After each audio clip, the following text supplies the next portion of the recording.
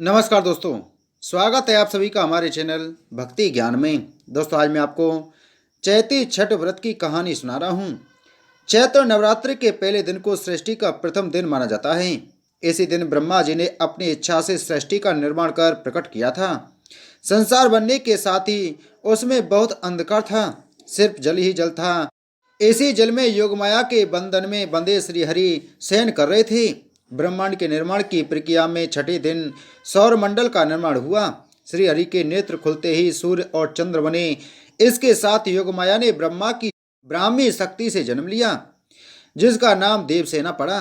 देवसेना को सूर्य की पहली किरण कहा जाता है।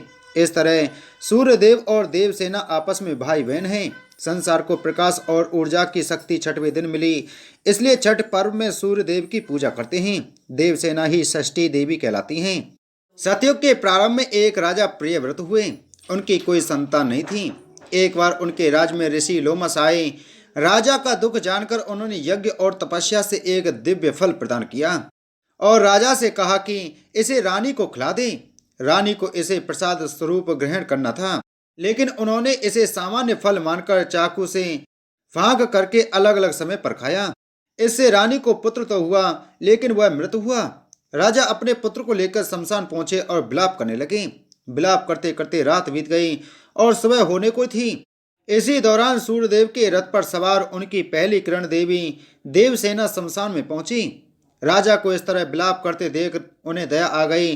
उन्होंने राजन को आश्वासन दिया और सूर्यदेव की पूजा करने को कहा। साथ ही बताया कि वह ब्रह्मा के छठे अंश से उत्पन्न ब्राह्मी देवसेना है।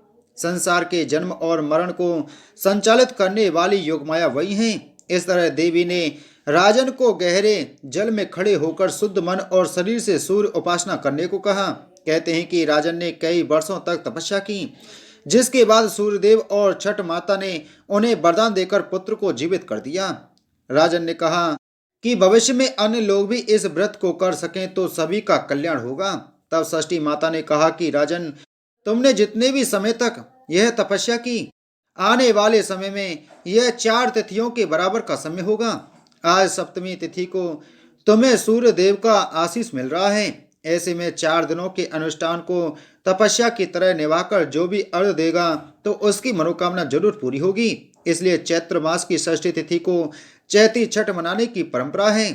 सौर पुराण के अनुसार राजा प्रियव्रत के अलावा बाद के समय में कई राजाओं ने छठ व्रत का पालन किया। इनमें कर्ण, कुंती पुत्र अर्जुन और श्री कृष्ण के पुत्र शाम ने भी छठ व्रत किया था। भगवान राम सूर्यवंशी कुल के राजा थे और उनके आराध्य एवं कुल देवता सूर्य देवी थे। इसी कारण से राम राज्य की स्थापना से पूर्व भगवान राम ने माता सीता के साथ चैत्र शुक्ल षष्ठी के दिन छठ पर्व मनाते हुए भगवान सूर्य की पूजा विधि विधान से की थी। मार्कंडे पुराण में इस बात का उल्लेख मिलता है कि षष्ठी मैया प्रकृति की अदृष्ट धात्री देवी हैं और इसके साथ ही भगवान सूर्य की बहन थी। छठी मैया को संतान सुख, संतान की दीर्घायु और सौभाग्य प्रदान करने वाली माता माना गया है। जब बच्चे के जन्म के छठे दिन उसका छठी पूजन होता है, तब इन्हीं माता का स्मरण किया जाता है।